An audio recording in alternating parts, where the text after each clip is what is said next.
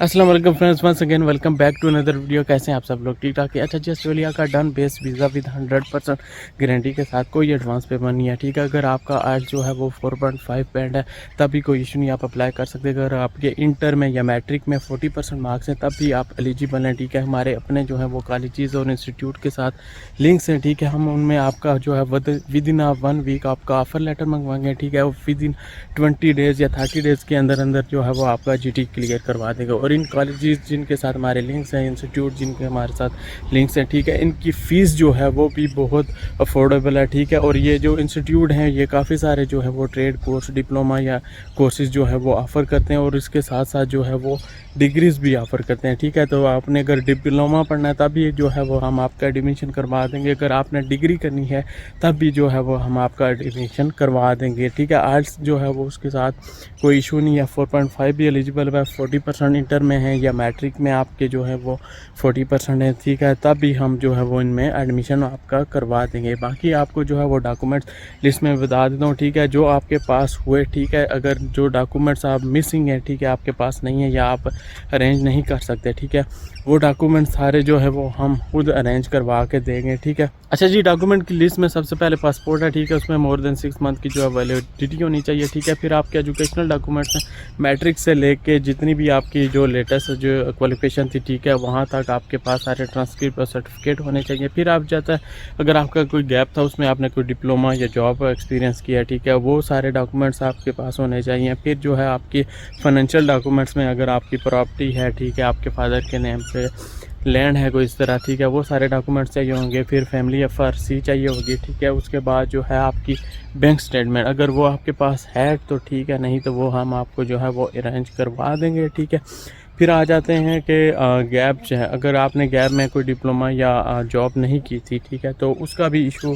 नहीं है, वो हम जो है वो आपको अरेंज करवा देंगे। तो ये सारे डॉक्यूमेंट्स जो हैं वो आपके पास होने चाहिए। ठीक है, ये सारे डॉक्यूमेंट्स के साथ आप जो है हमें कांटेक्ट करें, फिर आपका जो है offer letter within a week जो है वो हम आपको मंगवा के देंगे। ठीक है, सो हमारी पूरी कोशिश होगी कि जितने कम बजट में जो है वो आपका वीज़ा ग्रांट हो जाए। ठीक है, क्यों, जैसे मैंने पहले भी बताया, कॉलेज इंस्टीट्यूट के साथ जो है वो हमारे लिंक से उनके कोर्सेज़ जो हैं वो काफ़ी ज़्यादा उनकी फ़ीस जो है वो लो है, आप इजीली जो है वो मैनेज कर सकेंगे। ठीक है, और जितने भी स्टूडेंट हमारे थ्रू अप्लाई किया है उनका जो वीज़ा सक्सेस रेट है, ठीक है, वो भी ऑलमोस्ट जो है वो 100% है।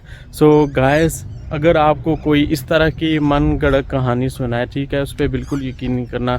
आज की वीडियो जो है इसी के बारे में होने जा रही है। ठीक है, डन बेस के बारे में मैं बात करने जा रहा हूँ, क्योंकि जब मैंने अप्लाई किया कर रहा था, ठीक है, एक ऐसे कंसल्टेंट से मैं खुद भी जाके मिला था। ठीक है, लेकिन मैंने अप्लाई नहीं किया था।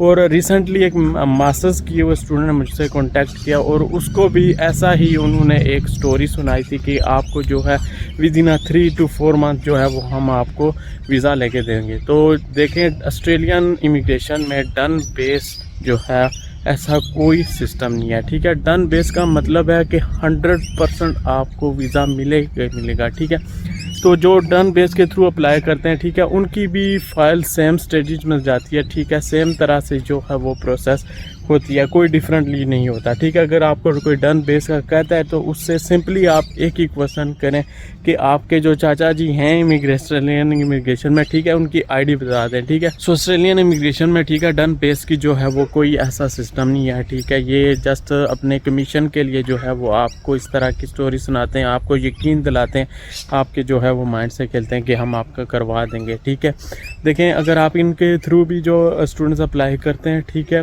उनसे इनका कोई लेना देना, अगर वीज़ा लग गया तो ठीक है, अगर नहीं लगता तो मैं आपको बता देता हूँ कि वीज़ा जो फ़ीस जो होती है और यूनिवर्सिटी की एडमिशन फ़ीस जो होती है, ठीक है, वीज़ा फ़ीस 600 आई थिंक 60 या $80 है। ठीक है, और यूनिवर्सिटी की जो एडमिशन फ़ी होती है वो $250 इस तरह समथिंग है। ठीक है, ये जो है ये रिफ़ंडेबल नहीं है। ठीक है, तो ये आपके वो आपसे ले लेते हैं। तो डन बेस फिर किस बात का हुआ? ठीक है, तो वो आपसे लेंगे, आपका वीज़ा जो है वो अप्लाई करेंगे। ठीक है, रिफ्यूज़ होता है तो ये सारा जो लॉस होगा ये आपको होगा। तो ये देख लें, अगर अभी जो बैकलॉग हुआ था, ठीक है, कोविड के बाद लोगों ने शोर मचा दिया कि ऑस्ट्रेलिया को जो है वो स्टूडेंट चाहिए 2 साल में जो है वो स्टूडेंट ऑस्ट्रेलिया में नहीं गए। तो इस तरह डन बेस स्टूडेंट का काफ़ी ज़्यादा गैप बन गया था, ठीक है। इसी तरह हर कोई एजेंटी करना शुरू हो गया, कंसल्टेंट बन गया जी एजुकेशन। तो उसी तरह उसने लोगों को ऐसे ही जो है वो लोगों में आ गया जी ऑस्ट्रेलिया चलते हैं। जिनकी प्रोफाइल जेन्युइन नहीं थी उन्होंने भी अप्लाई किया, उसी की वजह से जो बैकलॉग भी बना, ठीक है। फिर वीज़ा रिफ्यूज़ल जो थे वो भी, क्योंकि काफ़ी सारे लोगों ने जो थे फेक डॉक्यूमेंट शुरू करने थे। और इसी तरह जब इन एजेंट के पास जाते हैं, आपका कोई डॉक्यूमेंट मिसिंग होता है या नहीं होता आपके पास, वो फेक डॉक्यूमेंट्स जो हैं वो यूज़ करते हैं, ठीक है। जो उनका फेक डॉक्यूमेंट्स का क्या होता है, ठीक है, अगर तो प्रोसेसिंग के दौरान पकड़े गए तो वहीं पे जो है वो रिफ्यूज़ल होता है। तो अगर प्रोसेसिंग के दौरान नहीं पकड़े जाते, ठीक है, आपका वीज़ा ग्रांट भी हो जाता है और यहाँ पे आप आ जाते हैं और फिर जो है आप वीज़ा स्टूडेंट वीज़ा को एक्सटेंड करते हैं, ठीक है, या आगे TR डालते हैं, ठीक है। या लेट्स सपोज जो है वो आपके एजेंट ने सेम एक आपके लिए भी वही बैंक स्टेटमेंट प्रोवाइड की थी, किसी और स्टूडेंट के लिए भी जो है वो सेम बैंक स्टेटमेंट प्रोवाइड की, या इसी तरह जॉब एक्सपीरियंस का हो गया, और ठीक है, या डिप्लोमा हो गया गैप को कवर करने के लिए, तो उस एजेंट ने किसी और केस के साथ भी जो थी वो अटैच कर दी। तो इस तरह के डॉक्यूमेंट्स जब आते हैं, ठीक है, तो यहाँ पे आपकी डिटेल्स ऑनलाइन होती हैं, तो मैच करते हैं जब, ठीक है। अगर आप यहाँ पे स्टूडेंट वीज़ा पे ऑलरेडी आ चुके हैं, ठीक है, अगर वो फाइंड कर लेते हैं तो वो आपसे जो है वो वेरिफिकेशन मांग लेते हैं कि जी ये डॉक्यूमेंट्स था आपका, ये हमने वेरीफाई किया है, ठीक है। वो स्टूडेंट वीज़ा ग्रांट होने के बाद भी वेरीफाई कर सकते हैं, डजंट मैटर 1 साल हो गया 2 साल हो गया, जब भी उन्हें शक पड़ेगा, ठीक है, तो वो वेरीफाई कर सकते हैं उस चीज़ को। अगर वेरीफाई करते हैं और उन्हें फेक लगता है तो उसकी वेरिफिकेशन आपसे मांग लेंगे, ठीक है। वेरिफिकेशन फिर कहाँ से होंगे, आप जब एजेंट ने फेक लगाए होते उससे कांटेक्ट करेंगे, उसका तो फ़ोन ही नहीं हो आपने उठाना। तो मैं ये बिल्कुल भी आपको रिकमेंड नहीं करता, ठीक है। डन बेस ऐसी कोई चीज़ नहीं है, ये जस्ट जो है वो आपको कहानी है सुनाई जाती है, ठीक है, अपने कमीशन के लिए। तो बाकी जो जितनी भी फाइल्स होती हैं, ठीक है, अगर आप डन बेस के थ्रू करते हैं या जो दूसरे लीगल तरीके से करते हैं, ठीक है, तो वो सेम वे में जो है वो प्रोसेसिंग होती हैं। तो मैं आपको रिकमेंड नहीं करूँगा कि डन बेस में आप जाएं। तो अगर आपके कोई भी डॉक्यूमेंट्स मिसिंग हैं या इस तरह है, तो वो डॉक्यूमेंट्स ओरिजिनल आप जो है वो अरेंज करें, ठीक है। तो उसके प्रॉपर चैनल के थ्रू जो है वो अप्लाई करें, इसी में आपकी भी बेहतरी है, आपका फ्यूचर है, ठीक है, और इसी में आपकी जो है वो भलाई होगी। सो ये थी आज की वीडियो जिसमें मैंने डन बेस चीज़ को एक्सपोज किया। आई होप कि वीडियो आपको पसंद आई होगी। So thank you so much for watching this video. See you next video. Bye bye, take care.